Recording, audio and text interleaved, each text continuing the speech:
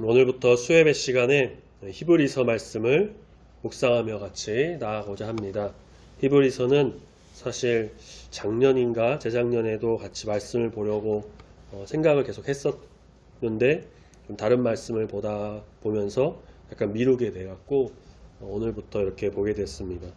대학생 때 IBF에서 있으면서 귀납적 성경 연구 방법으로 좀 이렇게 공부를 한 적도 있고요. 같이 묵상하며 보면 정말 은혜가 있는 귀한 말씀이 되리라고 믿습니다. 그래서 수예배 시간을 통해서 히브리서 말씀을 통한 하나님의 귀한 음성을 들으며 나가는 우리 모두가 되기를 바랍니다. 히브리서는 저자를 아직까지 명확하게 알 수가 없는 저자 미상의 성경 중 하나입니다. 바울이 기록했다라는 의견도 있는데 바울 서신을 우리가 잘 보면은 바울은 항상 자신이 기록했다라고 이제 이름을 밝혀요. 그리고 이렇게 서두의 첫 인사, 내용하고 끝인사까지 그런 형태가 잘 갖춰져 있는데 이 히브리서에서는 바울의 이름이 그 어디서도 나오지도 않고 그런 서신서의 형태도 좀 다르죠. 그리고 우리는 한글로 번역된 이 성경을 보지만 헬라어 원어 성경으로 봤을 때 학자들이 말하기를 표현 방법도 바울 서신과 좀 많이 다르다. 그래서 바울이 기록했다는 의견은 좀 약하다라고 합니다. 그래서 그 외에 그럼 누가 썼느냐? 바나바, 누가, 실로아노, 아볼로, 브리스길라 이런 여러 의견이 있지만 사실 의견일 뿐 확실하게 뒷받침하는 근거는 없습니다. 그래서 한 학자는 그냥 모르면 작자 미상의 성경으로 남겨두고 그 이름을 밝힌다고 해서 배경이나 여러 상황이 정확히 밝혀지는 것도 아니니 내용에 좀 더 중점을 두고 보는 게 좋다 이렇게 말하기도 했다고 해요. 성경의 이름처럼 이 서신서를 받는 수신자는요 유대계 그리스도인들, 그러니까 히브리 그리스도인들입니다. 우리가 말씀을 이제 1장부터 하나씩 살펴보겠지만 이 성경을 기록한 목적을 크게 세 가지로 좀 보면요. 첫 번째는 유대 그리스도인들에게 유대주의로 되돌아가지 못하도록 경고하는 목적이 있다. 두 번째는 좀 배타적인 유대 그리스도인들에게는 세계 선교를 좀 품도록 권고하는 목적이 있다. 마지막 세 번째는 유대 그리스도인들에게 이 서신서를 기록했지만 어떠한 다른 경로를 통해서 이 서신서를 또 보게 될 이방인 그리스도인들이 이 글을 통해서 기독교의 좀 절대성을 깨닫게 하려는 그런 목적이 있다. 이런 세 가지 목적이 이 책에 있다라고 해요. 이 내용은요, 제가 도널드 거스리의 신약선언이라는 책을 좀 참고했고요. 우리는 그래서 이런 배경을 가진 이 히브리서 말씀을 보면서 그 안에서 주시는 하나님의 은혜와 또 하나님의 음성에 귀 기울여 주님께로 더욱 나가는 우리 모두가 되어야 할 것입니다. 우리가 살다 보면 이런 생각이 들 때가 있습니다. 하나님은 지금도 말씀하고 계실까? 하나님은 내 상황을 알고 계실까? 왜 하나님 침묵하시는 것처럼 느껴질까? 이번 주일에 우리가 하박국 말씀을 다시 보려고 하는데 연초에 한 2월이었던 것 같아요. 하박국 1장을 보면서도 드렸던 질문과 비슷한 거예요. 히브리서가 기록될 당시 성도들도 좀 비슷한 상황이었습니다. 유대인은 물론이고요. 로마에게 박해를 받았고 믿음이 그래서 흔들리기도 했고 예수님을 믿는 것을 포기하고 싶은 유혹까지도 받는 그런 상황이었습니다. 그때 이 이름을 알 수 없는 히브리서 저자는 가장 먼저 이렇게 선언하죠. 1절에 어떤 하나님이라고 밝히느냐? 옛날부터 선지자를 통하여 여러 모양으로 조상들에게 말씀하신 하나님. 그리고 이제는 그 아들 예수님을 통해 말씀하셨다라고 증언합니다. 그러니까 올해 우리 교회 표 구원의 하나님으로 기뻐하라, 이것을 좀 생각하면서 어떻게 예수님으로 인해서 기뻐할 수 있을까를 생각해 보면 우리에게 말씀하시는 하나님이 계시다라는 것을 알 수 있고, 그 말씀하신 하나님을 통해서 소망을 얻고 나갈 수 있다라는 겁니다. 성경의 하나님은 이처럼 침묵하신 하나님이 아닙니다. 1절에서도 보면요, 옛날부터 선지자들을 통해서 여러 부분과 여러 모양으로 말씀을 하셨다고 해요. 창세기에서는 말씀으로 천지를 창조하셨고, 그 이후로도 계속 말씀하셨어요. 아담에게, 아브라함에게, 모세에게, 또 여호수아에게, 사무엘을 비롯한 수많은 선지자들에게 말씀하셨습니다. 하나님은 그렇게 자신을 숨기는 분이 아니고요, 자신을 알리시는 분이시죠. 우리가 하나님을 찾기 전에 하나님이 우리에게 먼저 오신 겁니다. 구원도 마찬가지입니다. 구원은 인간이 하나님을 발견한 이야기가 아니에요. 하나님이 죄인인 우리를 찾아오신 이야기입니다. 우리 힘으로 스스로 구원할 수 없어서 죄에 빠져 죽을 수밖에 없었는데, 하나님께서 우리에게 찾아오셔서 은혜로 우리를 구원하셨다. 그리고 말씀하셨습니다. 보여주셨습니다. 그래서 우리는 구원의 이 하나님으로 인해서 기뻐할 수 있는 거예요. 지금도 하나님 우리에게 말씀하시죠. 내가 너를 사랑하노라. 내가 너를 기뻐하노라. 내가 너와 함께한다. 우리는 하나님의 이 음성에 귀를 기울여야 합니다.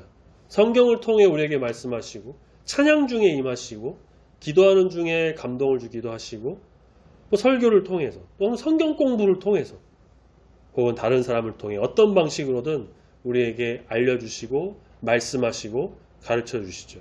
그래서 우리에게 말씀하시는 구원의 하나님으로 늘 즐거워하며 기뻐하며 모든 영광 올려드리는 저와 여러분이 되기를 소망합니다. 2절 말씀에 이 모든 마지막에는 아들을 통하여 우리에게 말씀하셨으니 라고 하고 있죠. 구약 성경에서는 하나님께서 아담이나 아브라함 또 선지자들에게 직접 말씀해서 알려주셨어요. 선지자들을 통해서 메시지를 전달하셨습니다. 나라와 백성 왕들에게 하나님의 메시지를 선지자가 전달했어요. 구약 시대는 그렇게 하나님께서 직접 말씀하시거나 선지자를 사용하셨죠. 자, 그런데 이제 예수님께서 오셨습니다. 예수님은 단순한 선지자가 아니십니다. 예수님은 하나님의 뜻을 전하는 일을 하실 분일 뿐만 아니라 하나님 자신을 보여주시는 분이시다. 그래서 말씀에도 보면은 3절에서 그렇게 말하죠. 하나님의 영광의 광채시요 본체의 형상이다. 예수님께서 최후의 만찬 때 제자들에게 말씀하시기를 요한복음 14장 7절에서 너희가 나를 알았더라면 내 아버지도 알았으리로다. 이제부터 너희가 그를 알았고 또 보았느니라. 이렇게 말씀하세요. 예수님을 알면 하나님을 아는 것이고, 예수님 봤으면 하나님 본 것인데 제자들은 아직 믿음이 부족했어요. 그래서 빌립이 말합니다. 주여, 아버지를 우리에게 보여주시옵소서. 그러면 족하겠나이다. 사람은 그렇습니다. 직접 보기를 원하고 직접 경험하기를 원하죠. 그런데 이미 봤고 경험했어요. 그들은. 예수님 말씀하시죠. 요한복음 14장 9절 나를 본 자는 아버지를 보았거늘 어찌하여 아버지를 보이라고 하느냐. 예수님을 보면 하나님을 알 수 있어요. 예수님의 사랑을 보면 하나님의 사랑도 알 수 있습니다. 예수님의 십자가를 보면 하나님의 구원을 알 수 있습니다. 예수님의 말씀을 통해서 우리는 하나님의 음성을 듣습니다. 구약시대와 같이 하나님께서 말씀하시거나 선지자를 통해서 말하지 않으신 것은 바로 이 하나님의 근본 본체이신 예수님께서 오셔서 직접 말씀하셨기 때문이에요. 그래서 예수님의 말씀을 들으면 그것이 곧 하나님의 말씀을 들은 겁니다. 그래서 우리는 새로운 계시를 찾기보다는요, 예수님을 더 깊이 알아야 합니다. 소위 직통 계시라고 해서 자신이 하나님의 음성을 직접 들었다라고 하면서 그 메시지를 전하는 자들이 있어요. 나를 통해서만 하나님이 말씀하신다, 그런 거. 정통 신학에서는 이 부분을 조금 이단으로 여기고 있는데, 하나님께서는 어떤 새로운 계시나 특별한 이상, 환상, 그것을 통해서 일하시기보다는 지금 이 시대에서는요, 말씀을 통해서 더욱더 많이 일하시기 때문입니다. 그래서 바로 우리는 이 성경 말씀, 이 신약 시대를 살고 있는 우리에게는 예수님께서 말씀하신 이 말씀이, 이 성경책이 바로 우리에게 주신 하나님의 음성인 거고요. 하나님의 메시지예요. 성도의 신앙은 새로운 것을 찾는 것보다는 예수님을 더 알아가는 것에 있다라는 것을 우리는 기억해야 됩니다. 하나님께서 아들을 통해서 완전하게 말씀하셨고 지금도 말씀하고 계시고 우리는 그래서 그 안에서 온전하여지는 성도가 되어야 할 것입니다. 히브리서 저자는 서신서를 이제 시작하면서 예수님이 어떤 분이신지를 자세하게 말하고 있죠. 3절에서 예수님을 이렇게 소개합니다. 하나님의 영광의 광채, 본체의 형상, 말씀으로 만물을 붙드시는 분, 죄를 정결하게 하신 분, 하나님 우편에 앉으신 분, 특히 죄를 정결하게 하는 일을 하시고 라고 하는 이 부분, 우리가 기뻐해야 하는 이유는요, 우리의 환경 때문이, 상황 때문이 아닙니다. 세상에서 말하는 그런 기쁨과 즐거움은요, 순간일 뿐이고 인간적인 요소가 다분히 들어있는 것 뿐입니다. 문제가 없기 때문도 아닙니다. 우리의 기쁨의 이유는 뭘까요? 바로 죄를 용서받았기 때문입니다. 구원의 능력이 우리에게 임했기 때문에 구원으로 인해서 기뻐하고 즐거워하죠.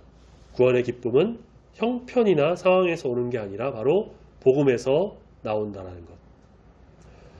우리가 주일 오전 예배 시간에 이제 또 보게 될 말씀이기도 한 하박국 3장 17절에서 우리가 잘 아는 말씀이죠. 비록 무화과나무가 무성하지 못하고 포도열매 없고 감람나무에 소출이 없으며 밭에 먹을 것이 없고 우리의 양이 없으며 외양간에 소가 없을지라도 아무것도 없는 거예요. 그러니까 이스라엘 가장 유명한 품목의 나무, 이 새 나무의 열매가 하나도 없고 밭에 식물도 없고 안 그래도 잘 자라지도 않는 그 광야에서 뭐도 없고 양도 없고 소도 없고 절망적인 상황이지만 그래도 어떠하다라고 찬양하느냐. 하박국 3장 18절 나는 여호와로 말미암아 즐거워하며, 그리고 그냥 하나님이 아니라 바로 어떤 하나님입니까? 구원의 하나님으로 말미암아 기뻐하리로다.